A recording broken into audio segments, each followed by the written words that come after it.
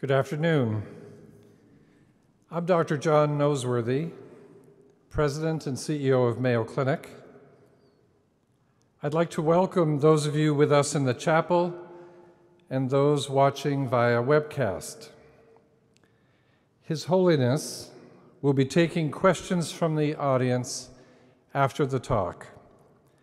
If you have a question, please write it on the card you were given and pass it to the outside aisles. The questions will be collected and added to those which were submitted earlier. We are fortunate to have Kathy Wurzer to act as our moderator today. Kathy is a journalist, author, and longtime host of Almanac on Twin Cities Public Television. I am truly honored to introduce His Holiness, the 14th Dalai Lama, the spiritual leader of the Tibetan people. The Dalai Lama's tireless efforts on behalf of human rights and world peace have brought him international recognition. He is the recipient of the Raoul Wallenberg Congressional Human Rights Award, the Albert Schweitzer Humanitarian Award, the Congressional Gold Medal, and the Nobel Peace Prize. He is also a friend to Mayo Clinic and is the recipient of our deep gratitude for having so kindly given his time to meet and talk with our staff. Each time we are privileged to hear His Holiness speak is a gift. Today, he will be speaking about compassion in healthcare, a value that we hold dear at Mayo Clinic. Caring and compassion for our patients is part of our history and integral to our calling as caregivers and Mayo employees.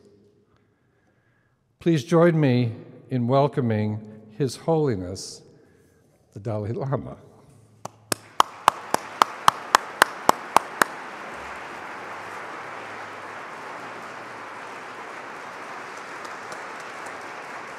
Thank you. Thank you. I think you can come here. I think you stay here. I think you should stay here.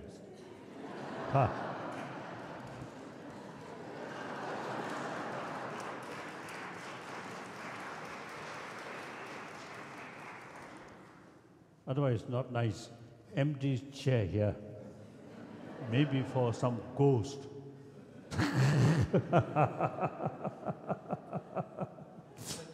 Oh.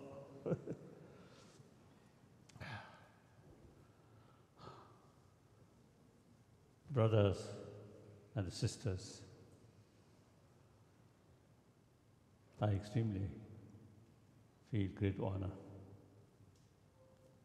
having this opportunity to meet people who are working here. I think you're really making, I think, a great sort of contribution. So further development of this Mayo Clinic, which is, I think, very famous. I think hundreds, thousands patients, come here with great hope. And you provide fulfillment of their hope. So great thing, really great thing. So then those doctors and nurses, I think when you treating patient who really sort of, the physical level also painful, the mental level also, you see a lot of disturbances. And I think the doctors, nurses also sometimes is a little bit sort of unpleasant sort of experience or difficulties. But in spite of that, you dedicated serving, taking care. So wonderful, wonderful. And me, personally, Also, you see, I can say an old patient of this clinic. I think 9 years, I think 9 years. So this time, you see, I spent here over 1 month for medical treatment. So all concerned, firstly doctors, and then those nurses or technicians. They really very, very kind towards me. I think beside, they are also the profession, also the duty. But they're really showing also the human sense of friendship, which is based on human love, human compassion. Actually love. So therefore, I feel great honor to come here and meet and speak. And that place, because of the chapel, right? The chapel, the image of Jesus Christ. Of course, I think over 1,000 years, you see, among humanity, there are non-believers also there. One of the very, very ancient one school of thought of India, you see, non-believer, a lot of criticism about spirituality. So in any way, you see, human history, there are people who do not believe these things. And then today's world, out of 7 billion human beings, over 1 billion non-believer. At the same time, over I think 3,000-4,000 years, faith, a different part of the world, faith, you see, come or develop. So we can imagine over a few thousand years, how many millions of people get tremendous sort of inspiration, particularly when they are passing through difficulties which beyond their control, beyond their control. Then the faith provides basis of hope. Even dying person with faith, still, isn't there something? Be optimistic, like that. So therefore,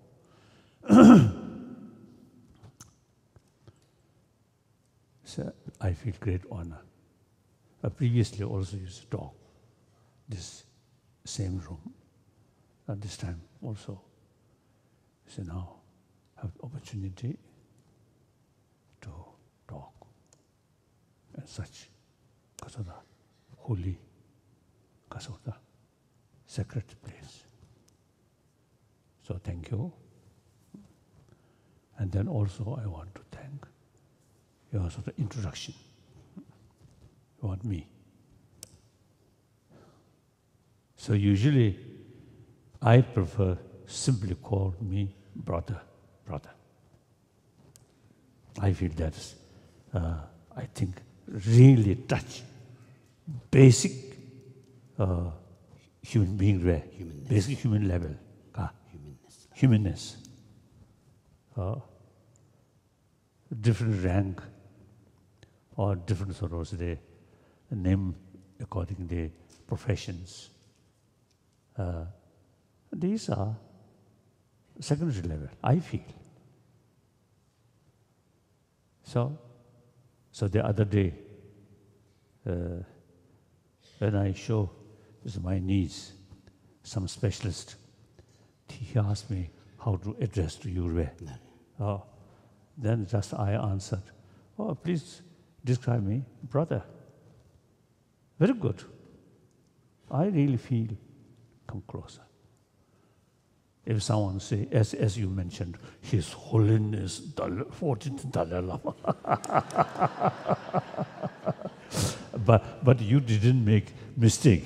But some people, you see, they try to say His Holiness, but sometimes they say His Excellency. So then, because quickly you see, correct, His Holiness. Extra burden, you see, no problem. Because no need, because such a formality like that. So, so basically, we are same human being. I consider, see,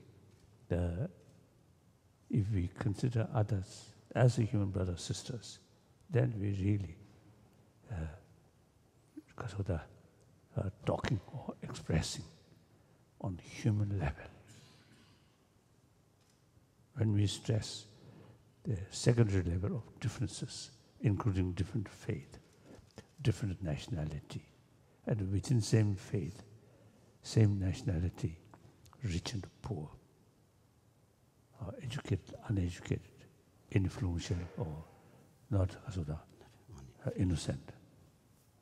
So that problem which we are facing is actually developed on that level of differences. If we think, if we go the basic level, fundamental level, we are same human being.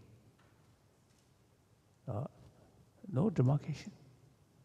I think if we really, the emphasis on sameness of 7 billion human beings, I think much problem certainly can reduce. So therefore, I always start my talk, brothers, sisters. So I really very much happy, great honor, speak. Now, usually I have,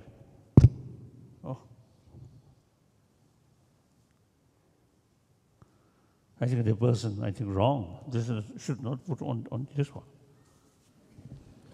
Jacob? This is better. Okay. More stable. Just always move it like that.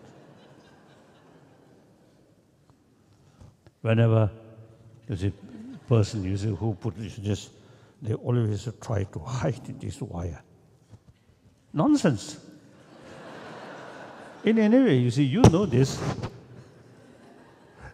So I prefer remain like this.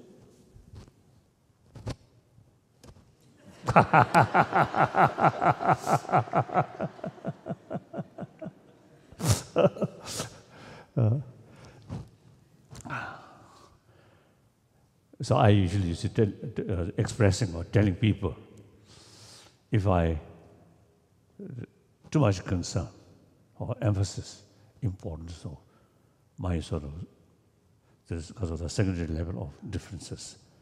I am Asian, I am Buddhist, I am Buddhist monk, I am Tibetan. Then furthermore, I am, as you mentioned, His Holiness Dalai Lama.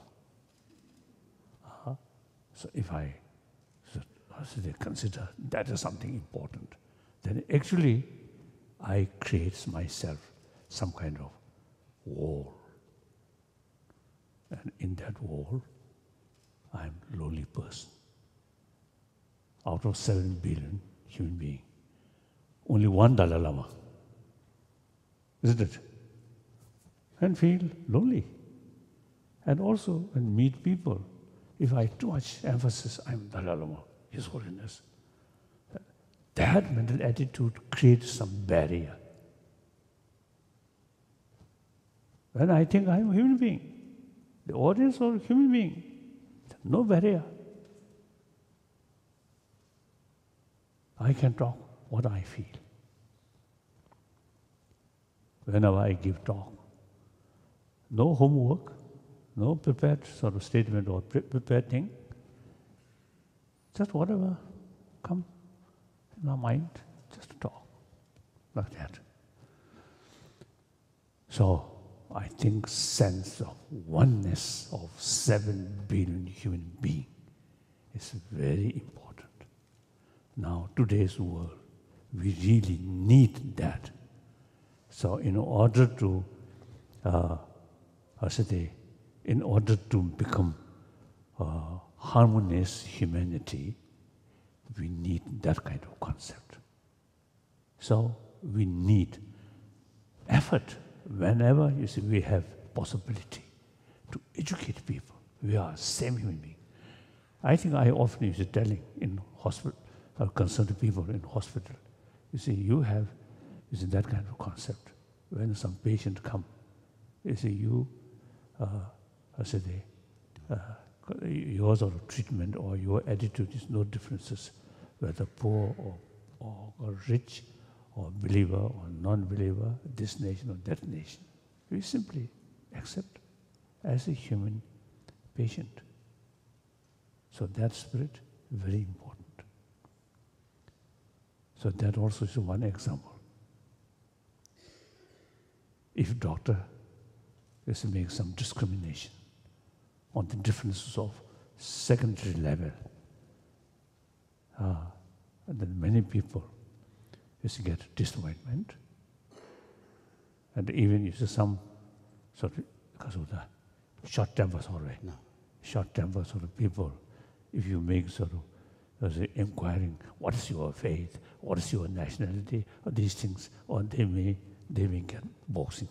they make do like that. Yeah. So therefore, oneness of human being. Actually, so I think the people who working patients or illness, I think that spirit is there. So that I hope is in many fields, including politicians' mind. I think that concept need. Otherwise, many problems which we are facing is actually our own creation, right? Like that. So, compassion in healthcare. So compassionate sort of a sense of generosity, taking care about patients' pain, patients' life, and you taking care one person, the patients, some friends or some family members. So when you, they provide kasota, love, and your professions, and cure, at least 10, 15 people get immense sort of happiness. Happiness. So like that, in Kazakh care. Healthcare. Oh, healthcare. So now today, I want to spend our time more like interaction, right? Question and answer. So please start questions. And some comment also, including some criticism. Here sometimes I jokingly telling, our tradition, the way of training from young age, we use a lot of logics. Any subject, when we're learning, sort of the different sort of topics, we always, through logical analyzation. So as a person who trained age from, I think, 7, 8 years, so more argument come. I feel very happy to debate, to argue. Your Holiness, it's a pleasure. Nice to see you again. I was taking notes as I was listening to you, about respect and being human when you are treating and working with patients.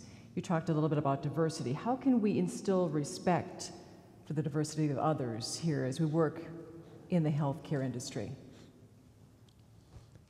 Firstly, I think nobody argue the way our life formed in mother's womb. Then during that period, even that period, the child, I don't know, the first week, second week, first month, second month, I don't know.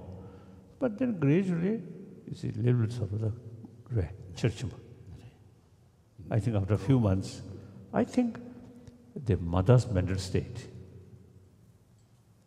very much important, the unborn child. Mother's sort of mental state, happy, calm. The unborn child also you can get some sort of positive because of that, because of the impact. The mother, constant fear, anger, more agitated mind, very harmful for that child. Then after birth, after born, obviously, the child, no idea who is that person, but biologically, immediately, see the very closeness feeling towards mother. And the mother also, no matter how sort of, at that moment, little bit of dirty, sort of delicate, but mother, really. So that's human nature. 7 billion human beings start that way. Even today's also the merciless leaders or people, their life starts that way. Then at the end, 7 human beings, same way to say goodbye. So that moment also, you see, money may be very rich, but those, because of bank notes are there, bank notes in bank, so I think bring more worry about the dying person. Or jewelries, I think more worry. At that time, surrounded by Kasota, your trusted friend with love surrounded, then the dying person feel much happier. We can learn other animals. Youngsters, this animal with their mother, this is sure, very safe, very happy. Right. When you separate, you see some scientists, you see, experimented, young monkey, some young monkey with their mother, some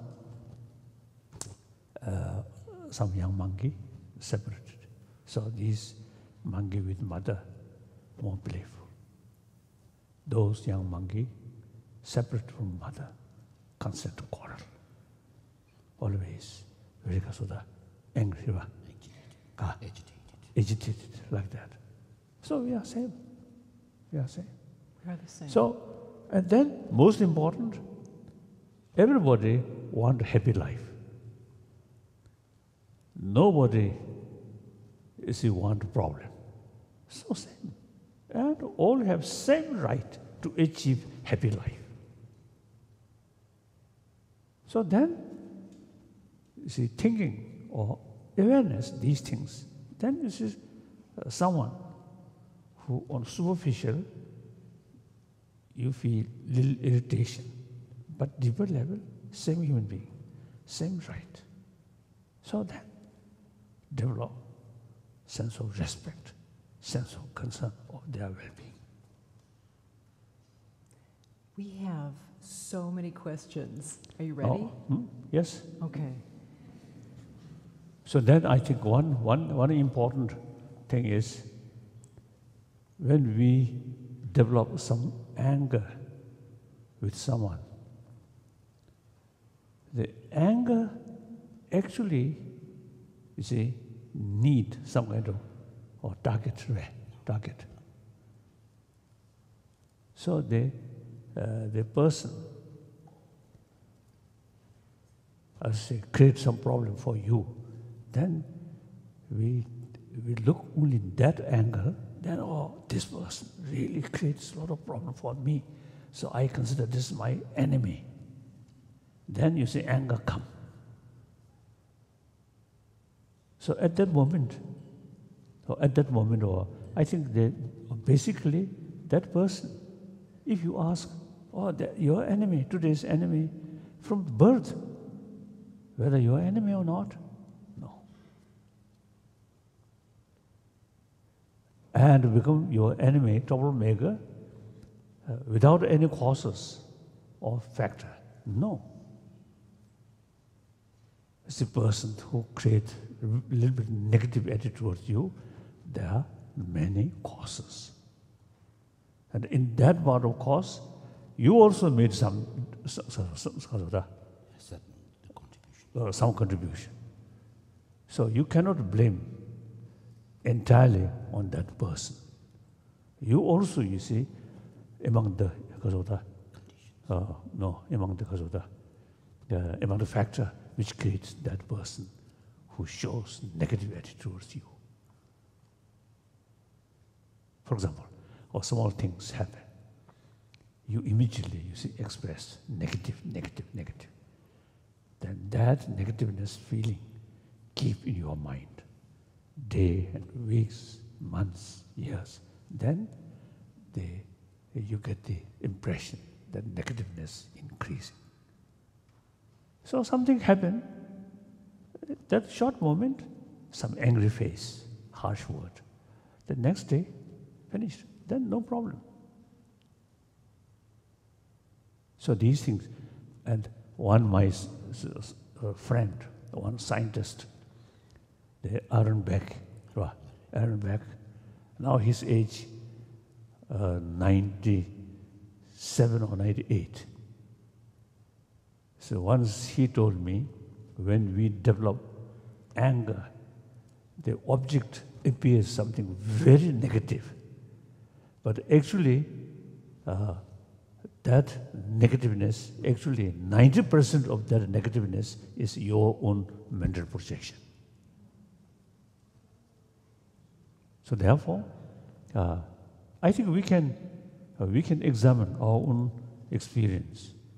You see, due to certain factor, you see you lost your anger with someone. Then, that moment, you see, you feel, oh, because of that, meeting and you feel disgusted with the person, the thing that you don't want to see him or her anymore. Then the intensity of anger little reduce. Then someone telling you, or that person, some nice word about you. Immediately, you see, when you heard that, your sort of mental attitude completely changed. If this negativeness is something absolute, then the factor which you feel angry, remain. But due to certain sort of factor, you change that. So therefore, most of the destructive emotion is actually very much mixed with mental exaggeration. So we have this wonderful brain. So we should utilize this wonderful brain, analyze, and look from wider perspective.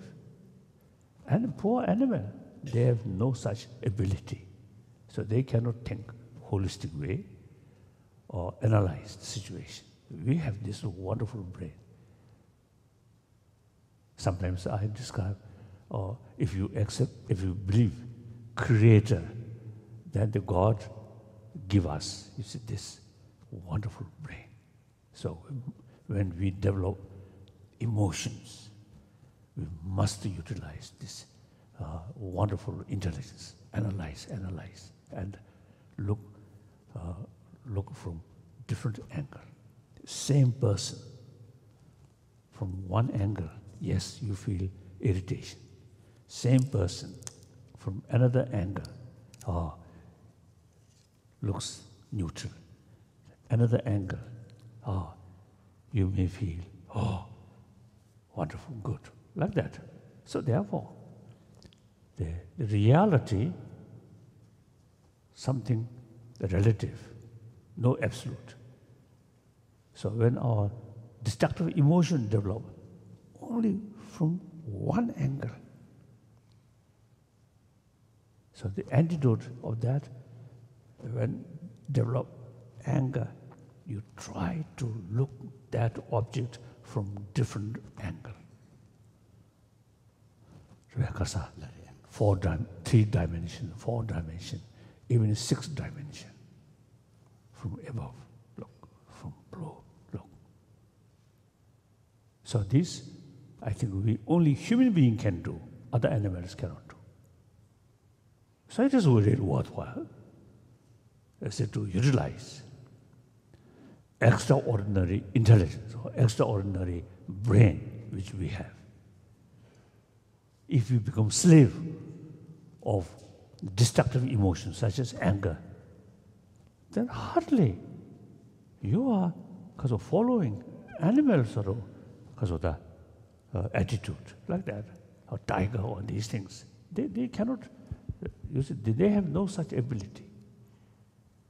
That's my view.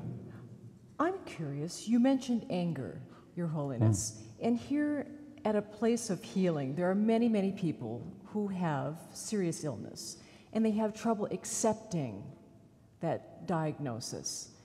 Do you have advice as to how a person can accept their situation and move through it so they can continue to live?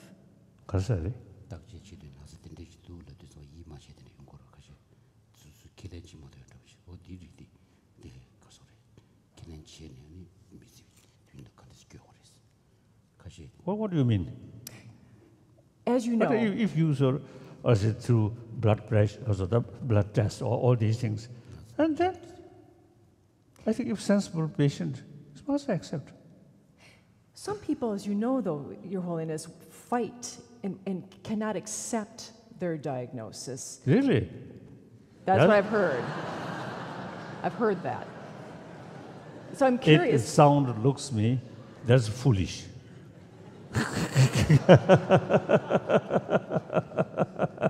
Any advice as to accepting? I don't know. Okay. I don't know. I'm good with that. I'm good with that. I think firstly, you see, let that person cool down. Talk some nice things. And then it's their mind a little bit sort of cool down. Then, firstly, you should express your real concern. Let that person feel, oh, this person really taking care of me seriously. Then eventually, because of the make known those difficult or seriousness, may be better. I understand. I think the nurse or doctor is telling this negative thing without smile. Then maybe the patient, you see, more difficult to accept. You see, you showed your serious concern about their sort of well-being, their illness, and showing you also, because of your own sort of the sense of worry or concern. Then maybe, I think sensible patient, I think then will listen. If still not listening, then that's an exception. Then I don't know. When it comes to, Your Holiness, some patients who do listen and accept, some people, as you know, are able to view cancer or their terminal illness as a blessing or a gift. Does that make sense to you? It's some Tibetan some good practitioner as well as good scholar. See, one day, I know him.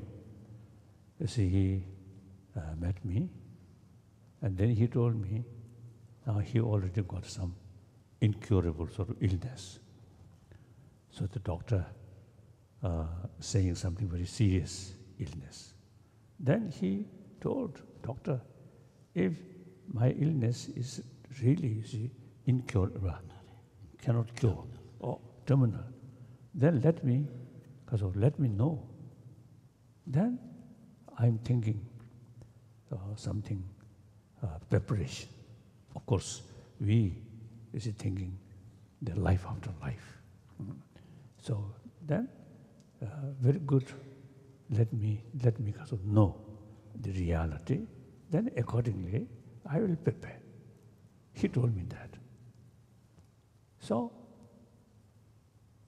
some people, even you see, the seriousness about illness, you see, do not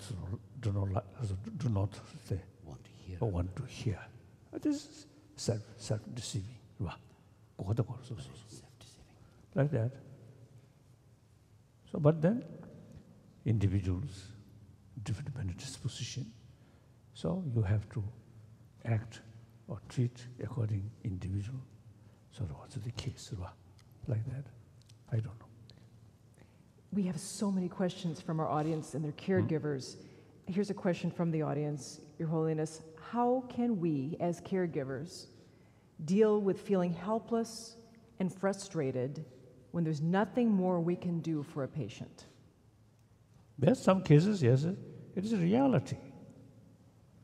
You try your best, but then impossible to cure.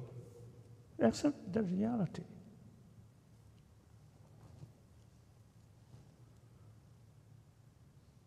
So then, is just provide loving kindness or smile and sort of give them because of the feeling of loving kindness. So I think the person, as I already mentioned, person at the time of dying, I think some kind of, because of the high spirit, that is important. So that comes surrounded by people with smile and with kasota, affection. Then that at least, you see, keeps some kind of high spirits already.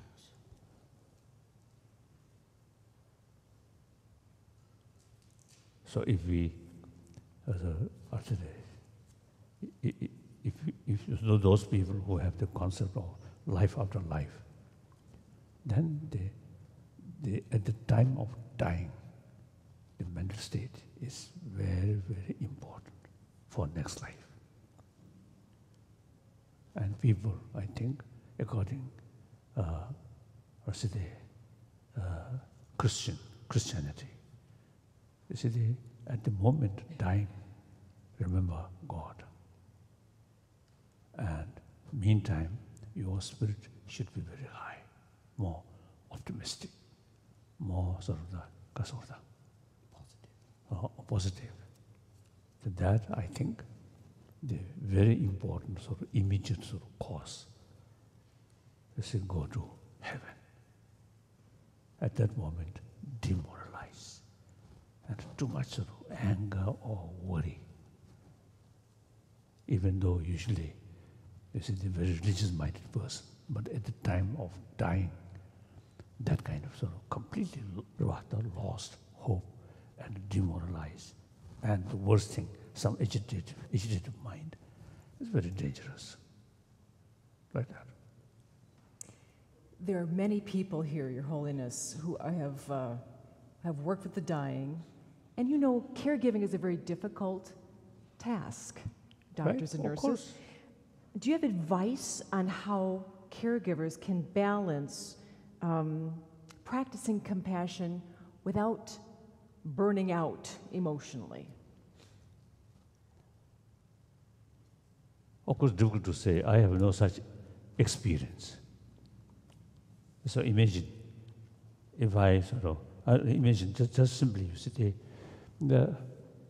I think at that such moment, the thinking, as I mentioned earlier, from wider perspective, just thinking that the particular circumstances or reality, but look from wider perspective.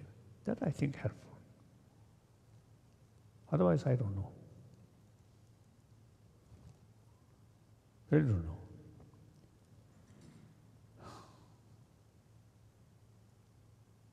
So, I think the most sort of destructive emotion actually very much link with usually we call ignorance. That means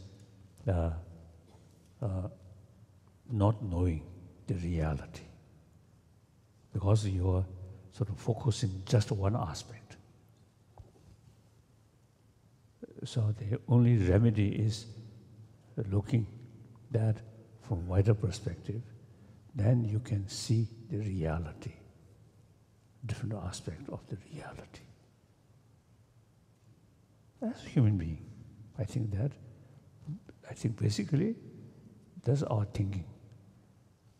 Therefore, you see, some part of our curriculum, study about the system of our mind, system of our emotion. And then, the emotion, something because of vast and interconnectedness. So knowing these things, then easier to tackle certain sort of particular emotions, like that. So these are, usually we do that, but I don't know. Would you like another question, Your Holiness? To be compassionate, do you have to believe in a personal God? Don't know that. To be compassionate, must one believe in a personal God? Yes. I think yes and no both. To many people, yes. I feel very purpose of concept of God and Creator is to develop firm sort of the conviction, the value of compassion. So to some people, they believe God, a personal God, or this very life created by God. So each individual, develop some kind of sense of very close sort of closeness with God, like our Father. So more closeness feeling, more willingness, and also more sort of courage. I am a son of God. God described infinite love. So we all have seed of that compassion. And also, my Father always taking care of me, always look after me, like that. Wonderful. At the same time, out of 7 billion human beings, over 1 billion non-believer. And among about 6 billion believer, different beliefs. Some sort of ancient Indian tradition is no concept of creator, but rather self-creation. So different perception, different perceptions, like that. So each have their own sort of beauty. So people who follower of Christianity or Islam or Judaism and many other ancient Indian non-Buddhist tradition or non-Buddhism, or non-Buddhist as well as non-Jainism, they believe creator. Then Jainism, Buddhism, no concept of God, because of creator. So it's a different mental disposition. Therefore, there are now almost 3,000 years, you see, the different time, different area, with different cultural heritage, different way of life, you see these different sort of philosophical views, you see, develop. So each have its own beauty. And it is very helpful to overall humanity. I think this is very good among the humanity. So many different mental dispositions. So different way of approach to promote inner value. Wonderful. Then to non-believer, as I mentioned briefly, one of my commitment is promotion of human value. That also I call kasota, basic. Secular ethics. Secular ethics, mabit kasa.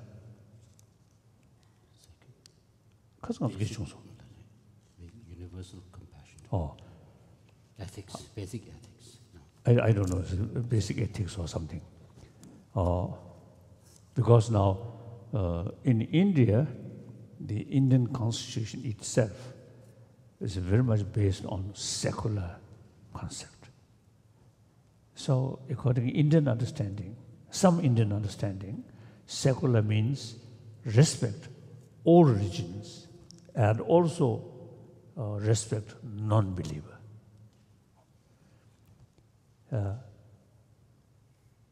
In the West, secular means disrespect religion and also some, I think, negative attitudes toward religion. So the very word secular, different sort of the interpretation. So in any way, now out of 7 billion, over 1 billion non-believer, these are also human beings. I think one problem is those non-believer, since they do not accept any sort of spirituality, spiritual value, so they also, you see, not much pay attention about love, compassion, forgiveness, tolerance, these things. So that's a mistake. Whether accept religion or not, that's one question. These basic human value, so long they are human beings, you have to sort of give this deeper value. Without love, how can develop happy family without love and kindness? And actually, we are social animal. Social animal, you see, they mentally, emotionally, there must be some sort of the way of thinking which bring together. That's love. And with love, sense of community. So then we are social animal. One individual, no matter how powerful, just one single person cannot survive. Our survival depends on rest of the community. Now today's world, each individual's future very much related with 7 billion human beings. 7 billion human beings happy, and you individual have maximum benefit. If 7 billion human beings, a lot of turmoil or something, killing each other, like today's sort of situation, and one individual difficult to feel happy or peace. So therefore, whether believe religion or not, you are a human being. You want happy life. So happy life from material, from money, from power, superficial. The real happiness is related with mental experience, not sensorial experience. Sensorial experience, animal also have same. We human being, this marvelous intelligence, either, you see, become source of happiness or source of worry. You have all the facilities, but at the same time, can be very, very unhappy person. Other hand, materially poor, but mentally very happy. One occasion I met a Catholic monk in Montserrat in Barcelona. No, not Barcelona, in Spain. So I met one Catholic monk.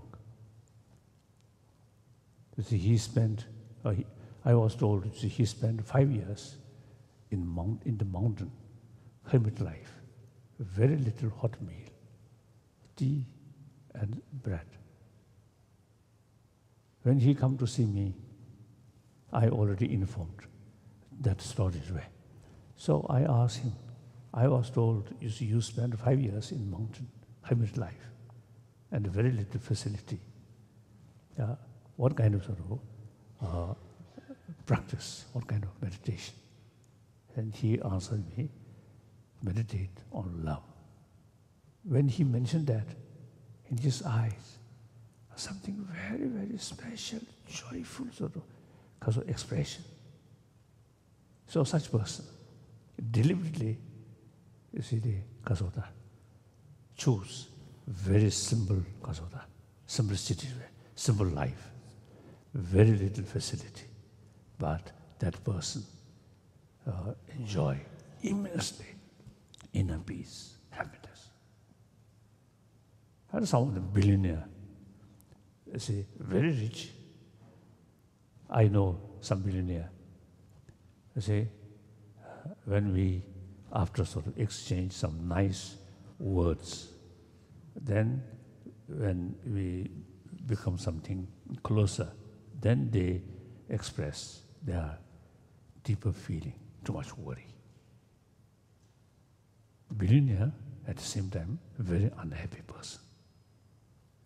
So money, matter, cannot produce inner peace, peace of mind.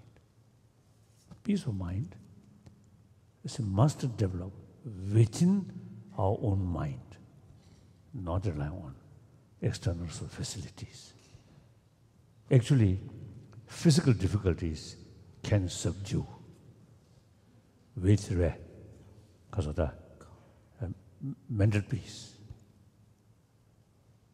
But mental because of the crisis or disturbed mind cannot subdue by money, by power. So obviously, the mental level experience is more important than the physical level experiences. So we as a human being, the God's gift of this wonderful brain, so we should utilize that brain in order to keep inner peace. Then you can consider genuine human being. If we just use sensorial experiences, some sort of nice nice scenery or something, or sports, and music, and taste, and smell, and touch, including sex. If you only consider these things are something very important, then like animal. So we, as a human being, we must sort of utilize a deeper level of our ability to think, to tackle our emotions, irrespective of whether believer or non-believer. So that I usually call, without relying on religious belief, use our intelligence and try to reduce destructive emotion, and through increasing constructive emotion, like that. So if you have believe God, wonderful. If you haven't, okay. Still, you are a human being. Well said. I'm curious, we have another question from the audience, Your Holiness. Compassion is born of human connection, Yes. right? So as we go forward, the world is so technologically driven. How do you keep that connection in order to foster compassion with a world that's driven by very impersonal technology, including in the medical field? Technology, machines, only used to provide physical comfort, not mind. So the method to bring mental peace, I think in the future maybe the technology may sort of may produce peace of mind. I don't know. I think at least another 1 century. That also, I think, possibility of 1%. No, otherwise it's difficult. So technology, these bring physical comfort. And also, technology bring us the power of destruction. Sad. Those really brilliant sort of minded sort of person, their wonderful brain used for destruction, create different variety of weapon. Very sad. I think technology, you see, can immense help to kill people, thousands or 100,000, even million, within second. Technology can do that, but peace of mind cannot. We took another question from the audience. Yes. What is the relationship, Your Holiness, between But healing? at the same time, I love technology. You love technology? Oh, yes. Technology brings us here together. True. Without technology, I think you may have heard India through some because of the messenger or something. Otherwise, it's impossible. Do you have a cell phone? Do you have a cell phone? No, Oh, okay. Just, no. I didn't think you did, but I thought I'd ask that question. You know one story. I do not. Oh, I love technology. When I was young, this is screwdrivers are there. Screwdrivers and some simple machines. You see, I always keep with me. So some small sort of repair work I can do like that. So I love these things. And also sometimes repair clock like that. Small watch, impossible, difficult. So in any way, nowadays because of these machines are too sophisticated. So I do not know. I'm not trying to learn or to use. So let other people use. So therefore, one occasion, my friend from some different country telephoned me. So then my secretary brought that because of phones are there, cell phone. And then I because of the listen. And then when I answer, I put this side. Then you say my secretary laughing. Not necessary, just you can talk. I do not know, you see. While listen, you see here, I'm talking like this. Old-fashioned, that's the sign of sort of ignorance. Yes. But that ignorance, not much serious.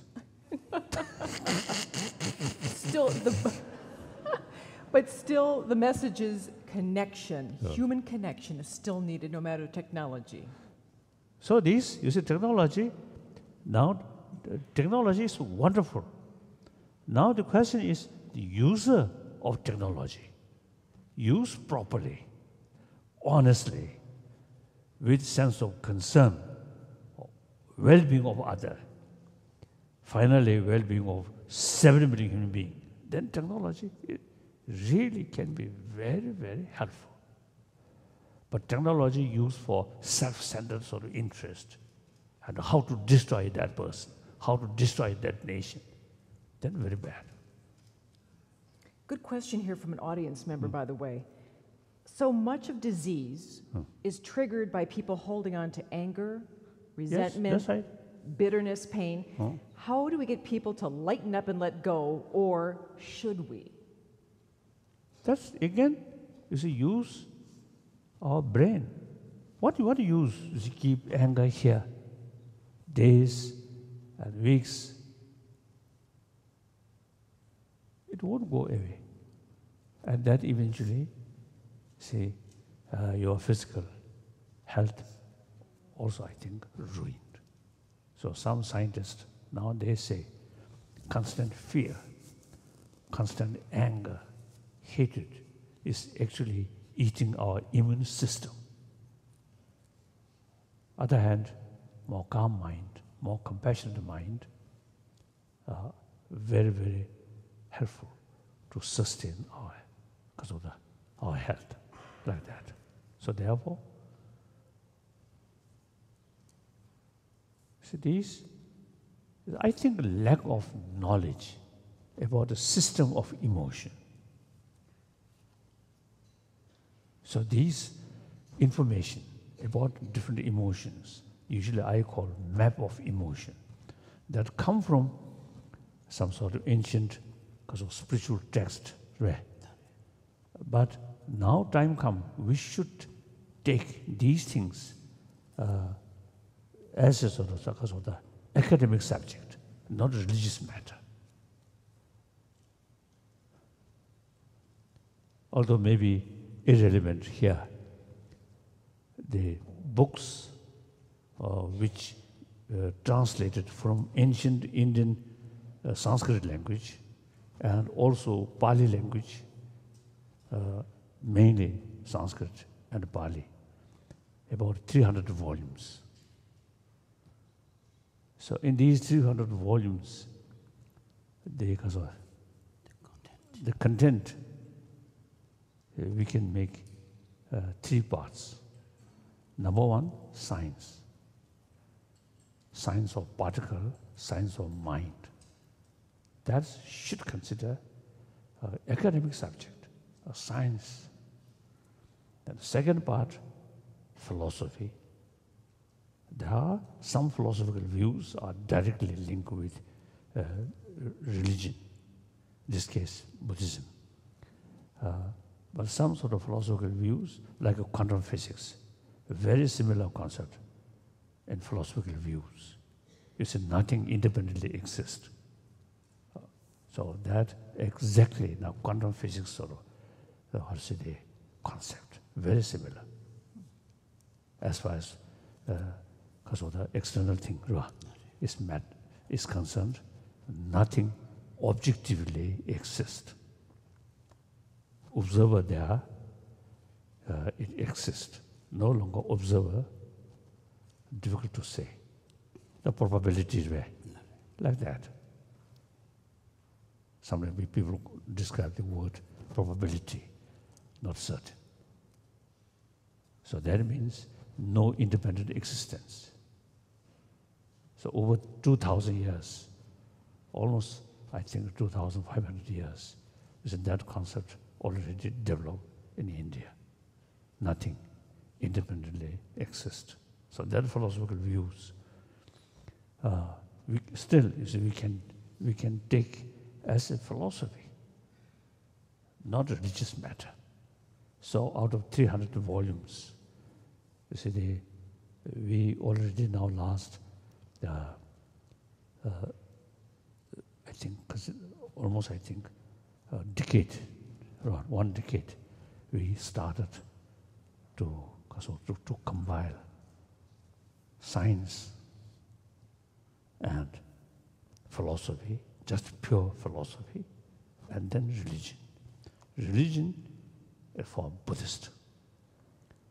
But philosophy, some part of this philosophy and science is something common for everybody. So we already now compiled, you see, according to this content way. So already translation, already now start. English translation, Hindi translation, Chinese translation, or Mongolian translation, Russian translation, German translation, already carried. Like that. So maybe 1 or 2 years, this translation can be available. Then I think some of doctor also, you see, can learn something about the system of mind. So some of my friend is a respected old doctor.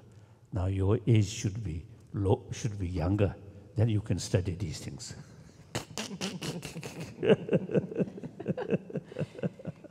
If I heard you correctly, Your Holiness, you are talking about a map of emotions. Yes. Yes. How can we achieve positive thoughts, positive emotions, positive attitude in the face of so much anguish and suffering when we're dealing with people who are ill? Mm-hmm.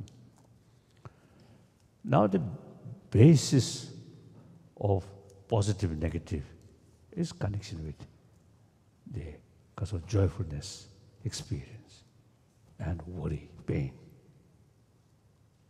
There's no sort of cause of the absolute sort of foundation. Any emotion brings inner peace, happiness, that consider constructive emotion. Any emotion immediately destroy your peace of mind and then gradually ruined your own health. That emotion consider destructive emotion. Nothing to do with faith. So then we analyze a certain sort of emotion. Long run, very sort of helpful. That consider positive, constructive. So these emotions, I think you see, we can say that those constructive emotions need some kind of training. Training means familiarize, right? Familiarize.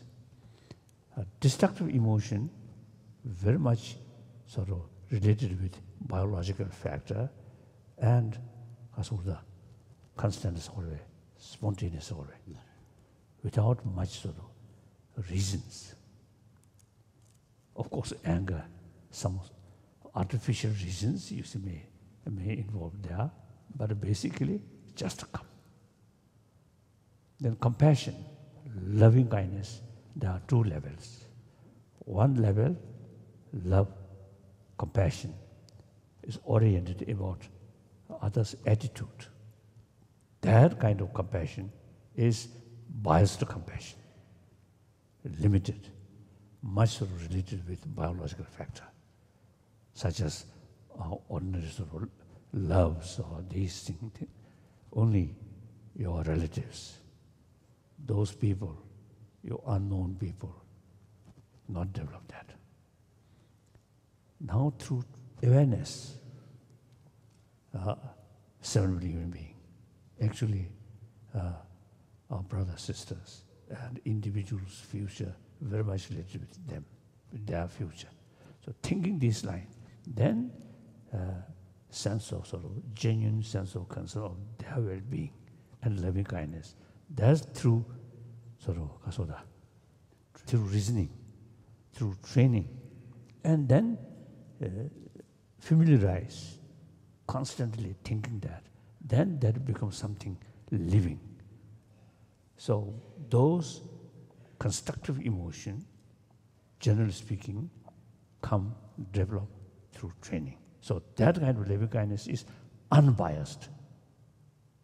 Now here, you see, you have to make distinction. Actor and action. Such as a troublemaker. You see, sometimes you see, you may need, take countermeasure in order to stop their wrongdoing, but without losing compassion to that person. So this time, we make distinction as the action and actor. Action is concerned sometimes little sort of short temper and try to bring extra energy, try to stop that. But deeper level without losing sense of concern of that person. So actually, it's a little bit harsh word or tough sort of attitude out of sense of concern of their well-being. So that kind of, you see, appears as anger, but out of compassion. That, you see, so this time, you see, compassion towards the person, actor, little bit sort of negative sort of attitude towards their action. We have this ability to make distinction. For example, in the church, when you make sort of confession, at that moment, you make distinction, yourself and your wrong action. So now you realize, I did something wrong. So at that moment, you already make distinction. Your action, wrong action, and yourself. So now yourself realize that wrong action, confess. So we have that ability. So apply to other people. You see, make distinction. They are wrongdoing action. For that, sometimes we need because of countermeasure in order to stop that, but without losing compassion towards this person. I think we have time for a couple more questions, Your Yes, Holiness. okay. You've had a front row seat to the American, you've had a very intimate experience with the American medical system here at Mayo.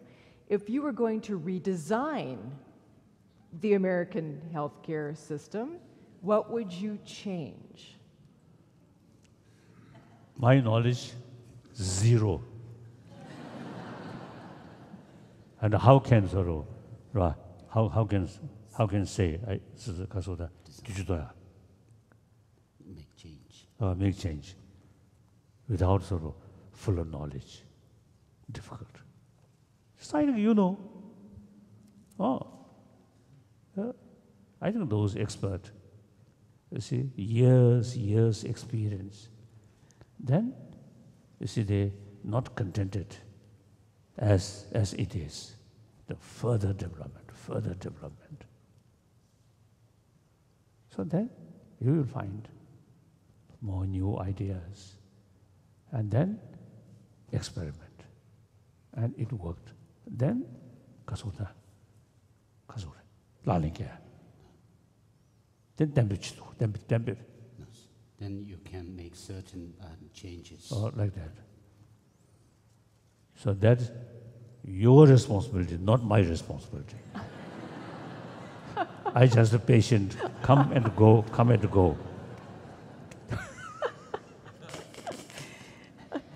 I know you have great affection for your caregivers here at Mayo. Do you have advice to your care team as you prepare to leave? We already met, and each morning we always see making jokes, and sometimes some sweet like that. Over 1 month, we really become very close friend. So human friendship entirely based on trust. Trust very much based on, honest, truthful. That very much linked with warm-heartedness. If you really respect other, really keep sense of concern of their well-being. Then you can carry your sort of life honest, truthful, nothing kasoda, hide away. So you can carry transparency. That brings trust. Trust is basis of friendship.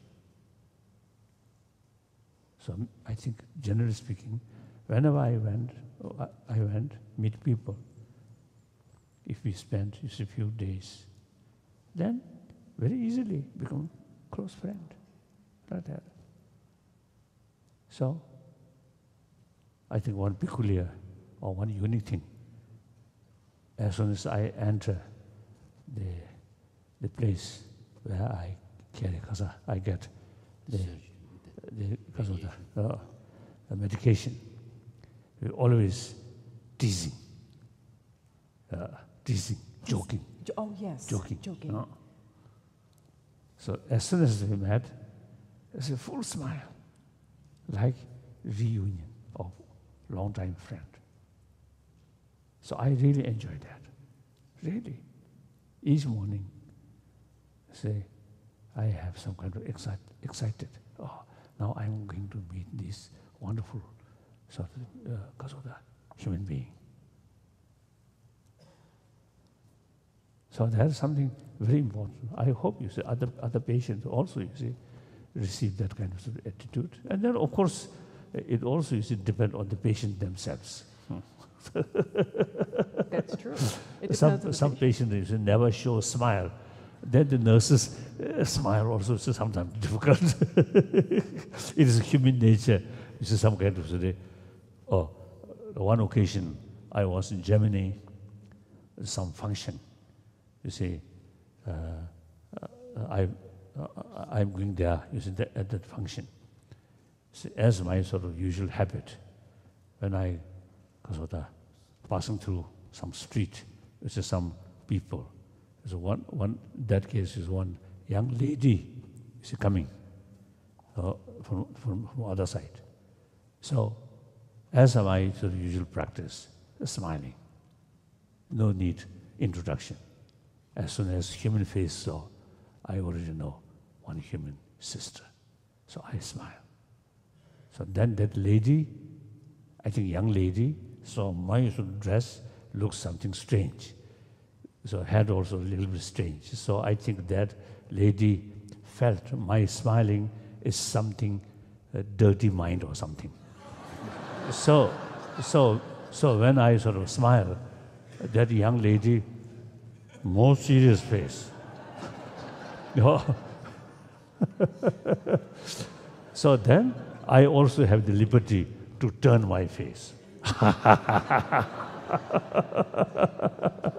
So like that, you see the nurse, to one patient, never sort of smiling or something serious, and then nurse smile, then that may get some agitation. That also possible, isn't it? Human mind is quite because of sophisticated, quite a variety like that. So then, firstly, I think the nurse should receive that patient with a smile. That patient is something different. Then you also can act accordingly in that circumstances. If the patient very serious, then the nurses or doctors also can be very serious. Like that, isn't it? Good advice, though. I think I have time for one last question. So I mentioned, though, this morning when we're departing, I also feel very sort of sad. And I express, now we are departing. But our friendship till our death remain, no matter where we live. And I'm hoping those within 1 month will become close friend. You see, if you have opportunity or time, visit India, if possible, come my area, then let me know. I will receive you. Okay. Then also in this country, wherever you see some nearby, then you can come and exchange or smile. And some jokes, some teasing. I love you teasing. Like that. So particularly sometimes you see a gathering, very serious, more formal way.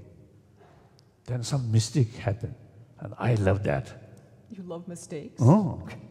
You see, the seriousness, according to the formality, some mistake happen, then that at least some change, isn't it? One time in Mexico, I think famous there also the church, one sort of interfaith meeting. One Japanese, as a representative of Buddhist, Japanese Zen.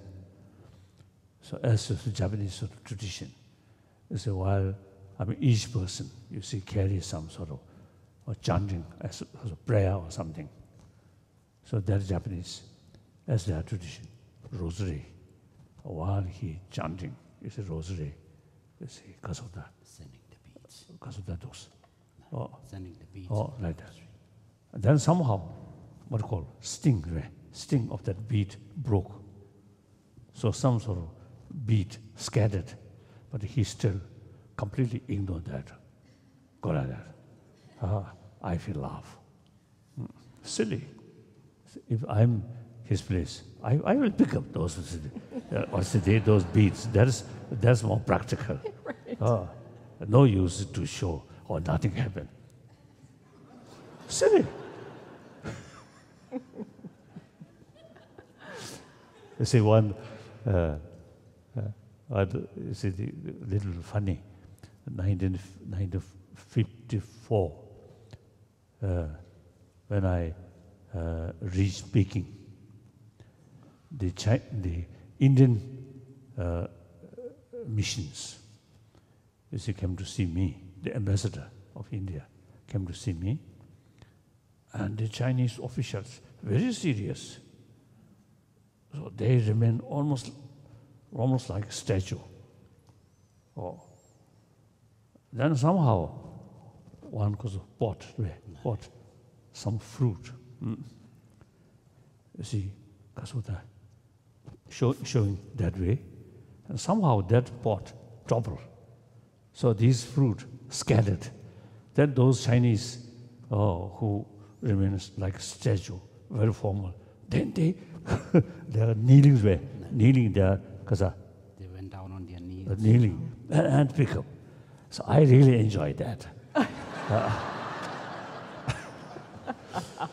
So therefore, you see, one occasion in Delhi, one sort of interfaith meeting, one great Indian spiritual sort of leader, usually they call Shankaracharya. There are, I think, 5, 6 Shankaracharya, South India, North India, and one Shankaracharya.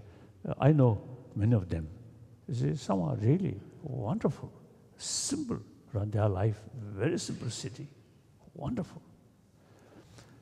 But that occasion, one spiritual leader, you see, quite a big Kasuta chair, quite big chair, and I beside him, and there. So then the whole, I think, the period, he remained like a statue, not a living human being, like that. So then I noticed, you see, his Kasuta's chair, I think the people who arrange these Kasuta arrange these things, I think they insist should be higher. So his sort of chair, this leg, not long enough. So they put some bricks No, and under there. I saw that. So then, there's too much sort of statue-like, you see, not living human being. Then I felt, I wish that brick should topple. then you see, Holy Spirit, because of spiritual leader, acting like sort of God or something, or then have to act as a human being.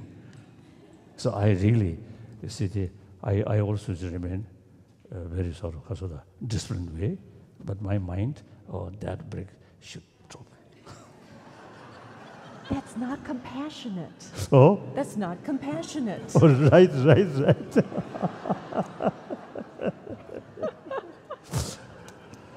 And one way I can say, you see, too much seriousness, the audience may not enjoy, may not happy. If something happened, everybody laugh. That's, you see, compassion.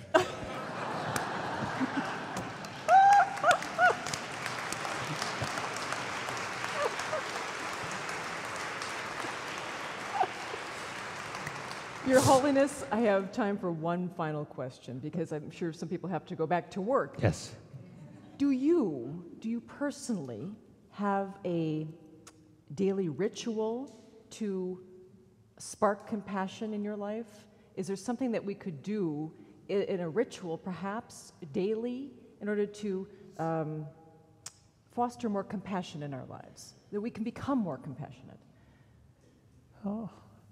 As a sort of practitioner, Buddhist practitioner, each day, morning, 4 hours for meditation. Here, meditation means analytical meditation. Analyze. So about mind, about feeling, about things and world events. Analyze. So that immense help, you see, to develop sense of concern of well-being of humanity. In our prayer, we always, you see, pray for entire sentient being. But other galaxies, you have no connection. Only pray. Then within this planet, limitless insects, birds, deers. In my sort of very place now, last 1 month now spent, some beautiful deer. I really feel, love. But since they are animal, no language, impossible to share some of my experience. One deer leg is something difficult. I really feel very sad, but nothing can be done. And then, so therefore, the limitless sentient being on this planet, we can't do. Now, 7 billion human beings, there's language and human intelligence.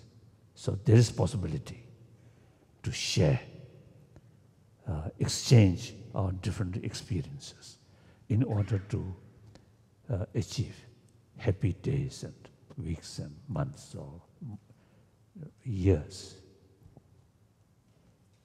So I dedicated all my life till my death. I said, try to make a little contribution, as much as I can, to bring more inner peace, to enter 7 billion human beings. That, you see, we have to work. So then change start from individual.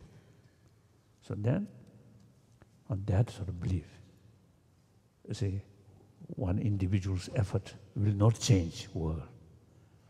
But we must start from where? From individual. That's I believe.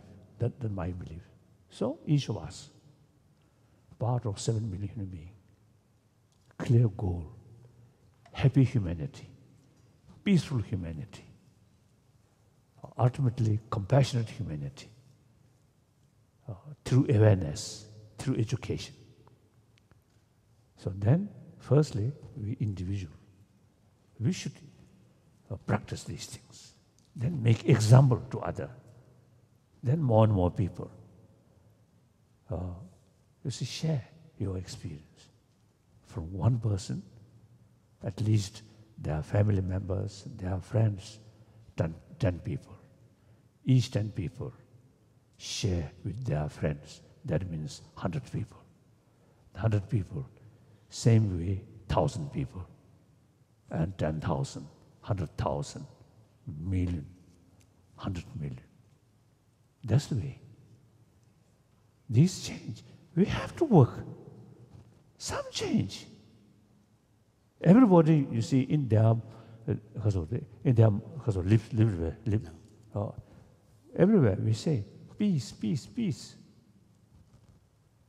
Not much thinking. What's the destroyer of peace? Anger and a self-centered attitude. Now, how can deal that? Nobody thinking, not much thinking this line. So firstly, in order to achieve compassionate humanity, each of us have some sort of possibility to make some contribution. So here, I think few hundred people are those people who feel some sense of my sort of view or my feeling. Then please try, make a contribution. If individual is not much interest, then not important. Just to leave it in this church, in outside. Whatever your daily life you can carry, no problem. Not compulsory. So like that. So that my belief. So wherever I go, I always talk these things. And more scientists, more and more educationists and thinkers, you see, joining our effort. So we already sort of drafting education, curriculum for education for warm-heartedness, strictly secular way, not related with religion. So we already, with help of Emory University, we already drafted, first draft. So now this year, in India as well as America, eventually we will discuss more larger way, and then eventually finalize.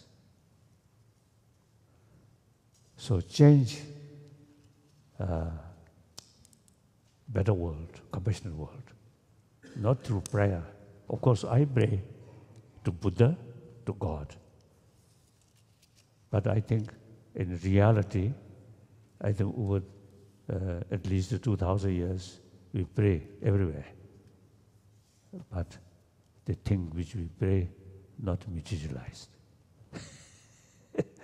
So we should know the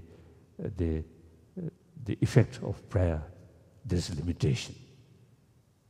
Obviously, this problem we created. Sometimes I jokingly used to telling people, if you see we meet, you see, Jesus Christ or Buddha and ask, please bring peace on this planet, then both, I think, Jesus Christ and Buddha may say, you created this trouble, so you have the responsibility to solve. I always give you compassion, love. But you do not practice. Since you created this problem, so you have the responsibility to solve. I think Buddha will say that. So now, for that, you analyze. Weapon create problem? No. The user of weapon. As I mentioned earlier, the technology is itself nothing. But user had the scientific knowledge. You see, used for killing. By human being, not other animal. Only human being. So we have to change here. Combination of warm-heartedness from birth we already have. I think I may share the now last word. Recent years, some occasion, some scientist told our gathering, very young infant child, 3-4 months old, the cartoon, 2 children played together with love, smile. The infant child. Oh, no signal. No, So that was. no, you're please. So that infant child, when saw that cartoon, 2 children helping each other with smile, with love, the infant child smiling, showing happy mood. The same child, when show cartoon, 2 children, negative attitude, then the child also show some kind of dislike. So such experiment, they say basic human nature is loving kindness. And more important, constant loving kindness experience health better. Anger, fear, constant also occur, very bad for our health. That means biologically, the loving kindness or warm-heartedness is very fit, this body. Anger, not. So this factor, conclusion is basic human nature is more positive, more compassionate. So when I heard that, I really felt, there is hope. Basic human nature is more compassionate, more positive. So we can work that, further promotion. If basic human nature is negative, then no hope. So therefore, now really worthwhile to utilize human intelligence to further develop or nurture this basic human nature. I think mistake is all better. With the drawback. Drawback is existing education system very much oriented about external value, not talking inner value. When inner value, the subject of inner value come, then we always rely on religious belief. That will not cover 7 million human beings. So there's no other choice except that through education, without touching religion, simply on the basis of scientific finding and our common experience and common sense, you see, we can educate children from kindergarten level up to university level. So I think within this year, we may produce some sort of kasa activity. Books. Curriculum. So then, I think in India and also, in America, which is some cities, few cities already sort of developed the name of City of Compassion, City of Kindness. Wonderful. It's wonderful. So there's concerns of the mayors they already say, see, this very name, and accordingly, within their sort of area, you see some sort of stress about kindness, or so result student much sort of because of the happier, peaceful. So there is real hope, real hope. So therefore, it's really worthwhile make attempt. I think the doctors, who taking care about health, you can lead that sort of movement because you practice these things. Wonderful. Not as a religious practice, but simply serving humanity, serving sort of because of the poor people. Poor people means ill because of the sick people. Wonderful. Thank you. Ladies and gentlemen, His Holiness the Dalai Lama.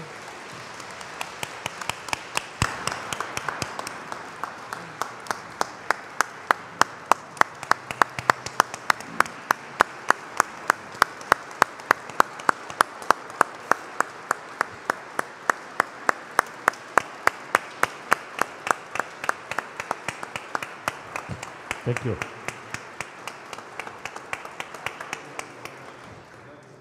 Andre.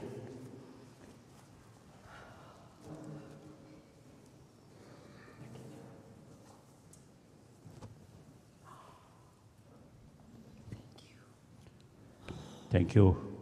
Thank you. Thank you. Thank you.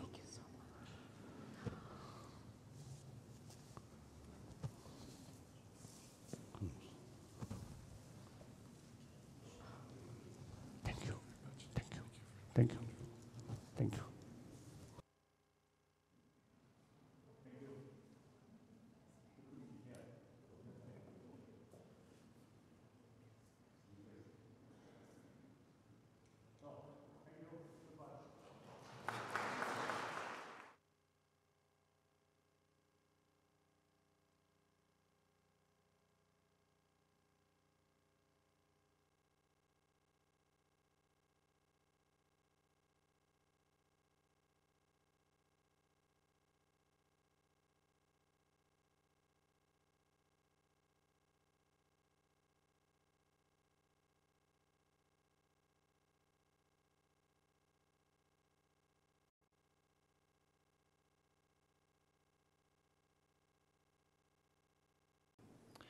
Good afternoon.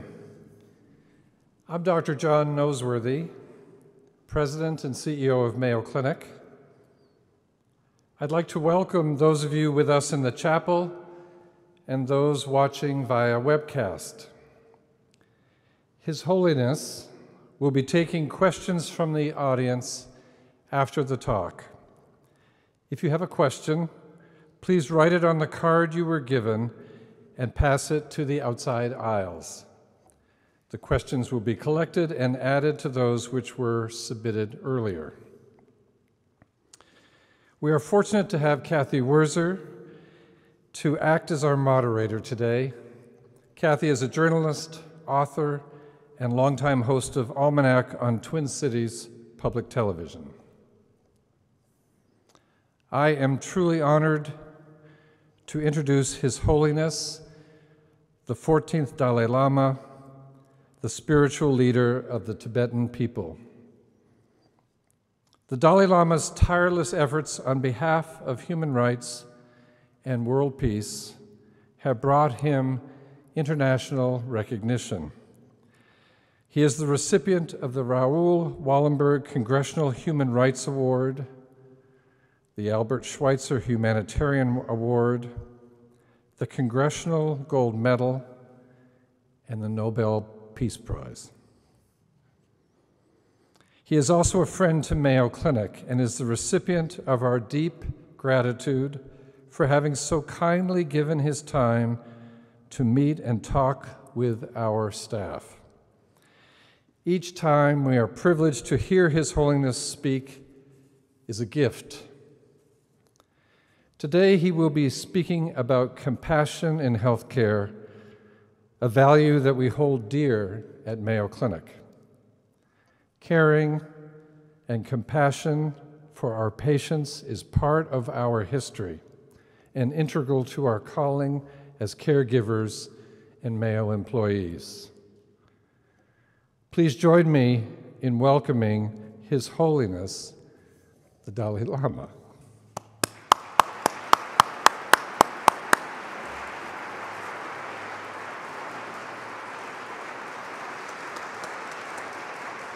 Thank you.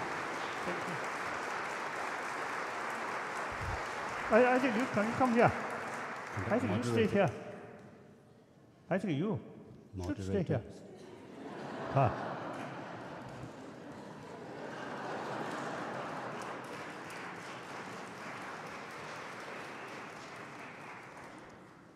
Otherwise, not nice. Empty chair here.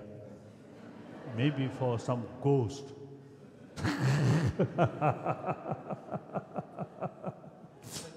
Oh.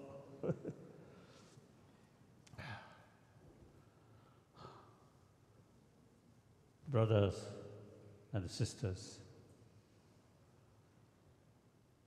I extremely feel great honor having this opportunity to meet people who are working here. I think you're really making, I think, a great sort of contribution. So further development of this Mayo Clinic, which is, I think, very famous. I think hundreds, thousands patients, come here with great hope, and you provide fulfillment of their hope. So great thing, really great thing. So then those doctors and nurses, I think when you treating patient who really sort of, the physical level also painful, mental level also, you see a lot of disturbances. And I think the doctors, nurses also sometimes is a little bit sort of unpleasant sort of experience or difficulties. But in spite of that, you dedicated serving, taking care. So wonderful, wonderful. And me personally, also you see, I can say one old patient of this clinic. I think 9 years, I think 9 years. So this time, you see, I spent here over 1 month for medical treatment. So all concerned, firstly doctors, and then those nurses or technicians. They really very, very kind towards me. I think beside, they are also the profession, also the duty. But they really showing the human sense of friendship, which is based on human love, human compassion. Actually love. So therefore, I feel great honor to come here and meet and speak. And that place, because of the chapel, right? The chapel, the image of Jesus Christ. Of course, I think over 1,000 years, you see, among humanity, there are non-believers also there. One of the very, very ancient one school of thought of India, you see, non-believer, a lot of criticism about spirituality. So in any way, you see, human history, there are people who do not believe these things. And then today's world, out of 7 billion human beings, over 1 billion non-believer. At the same time, over I think 3,000-4,000 years, faith, a different part of the world, faith, you see, come on, don't prepared sort of statement or prepared thing, just whatever come in my mind, just talk like that. So I think sense of oneness of 7 billion human beings is very important. Now, today's world, we really need that.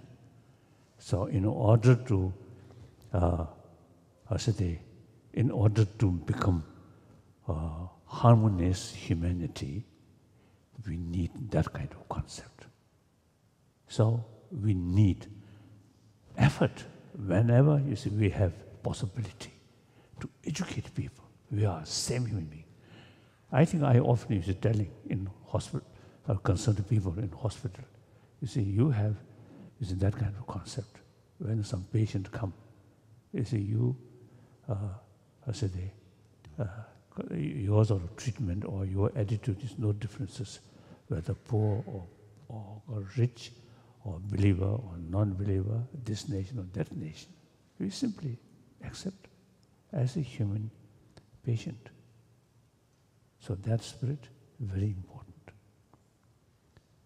So that also is one example. If doctor is to make some discrimination on the differences of secondary level, and then many people is to get disappointment. And even if some sort of, because of the short tempers already, short tempers sort of people, if you make sort of inquiring, what is your faith, what is your nationality, or these things, or they may get boxing. they make do like that. Yeah. So therefore, oneness of human being. Actually, so I think the people who working patients or illness, I think that spirit is there. So that I hope is in many fields, including politicians' mind. I think that concept need. Otherwise, many problems which we are facing is actually our own creation, right? Like that. So, compassion in healthcare. So compassionate sort of a sense of generosity, taking care about patients' pain, patients' life, and you taking care one person, the patients, some friends or some family members. So when you, they provide because of the love and your professions and cure, at least 10, 15 people get immense sort of happiness. Happiness. So like that, in because of care. Healthcare. Healthcare. So now today, so we can imagine over a few thousand years, how many millions of people get tremendous sort of inspiration, particularly when they are passing through difficulties which beyond their control, beyond their control. Then the faith provides basis of hope. Even dying person with faith, still, isn't there something? Be optimistic, optimistic, like that. So therefore,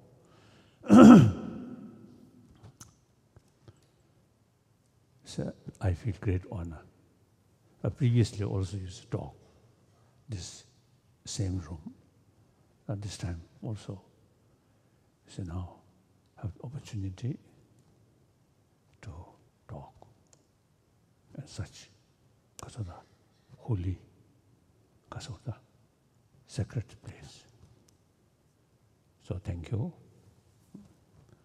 And then also I want to thank your sort of introduction about me. So usually I prefer simply call me brother. I feel that's, I think, really touch basic human being, basic human level, humanness. Different rank or different sort of the name according to the professions. These are secondary level, I feel. So the other day, when I show my needs, some specialist, he asked me how to address to you. Then just I answered, oh, please describe me, brother. Very good. I really feel come closer. If someone say, as you mentioned, His Holiness, 14th Dalai Lama. but you didn't make mistake. But some people, you see, they try to say His Holiness, but sometimes they say His Excellency. So then, because quickly you see, correct, His Holiness. Extra burden, you say, no problem.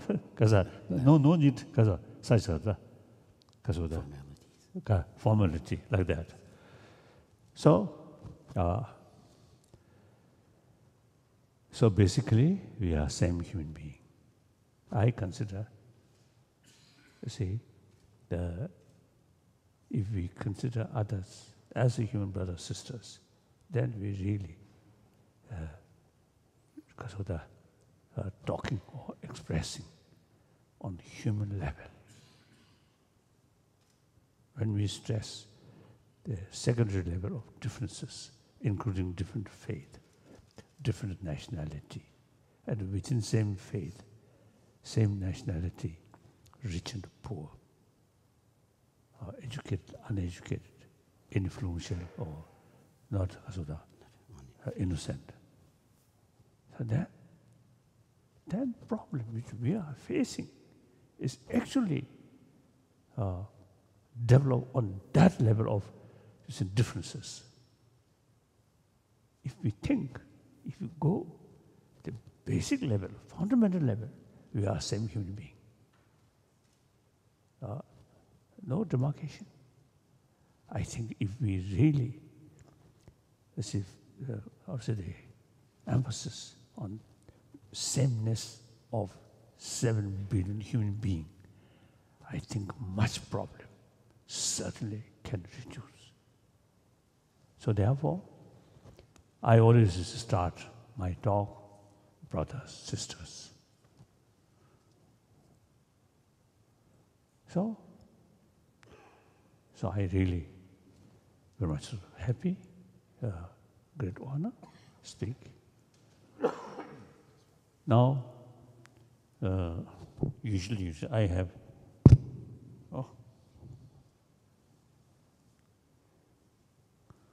I think the person, wrong. This should not put on this one. Jacob? This is better. Okay. More stable. Just always move it like that. Whenever there's a person who put this, they always try to hide this wire. Nonsense. In any way, you know this. So I prefer remain like this.